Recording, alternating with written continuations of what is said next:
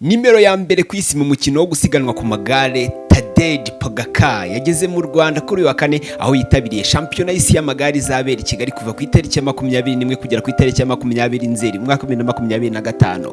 Pogacar usanzwe ukinira ikipe ya UAE Team Emirates XRG ari mu bakinnyi 9 bagize ikipe y'igihugu y'abagabo ya Slovenia izitabira shampiyona y'isi y'amagare mu mwaka 2025 igiye kubera mu Rwanda. Ku myaka ya 26 niwe mukinnyi wa mbere ku isi ndetse uheruka gutwara Tour de France ku nshuro ya kabiri yikurikiranya ibaye ya kane muri rusange muzo yaramaze kwegukana. Pogacar yegukanye shampiyona y'isi y'umwaka 2024 mu gusiganwa mu muhanda yabereye i Zurich mu Busuwisi.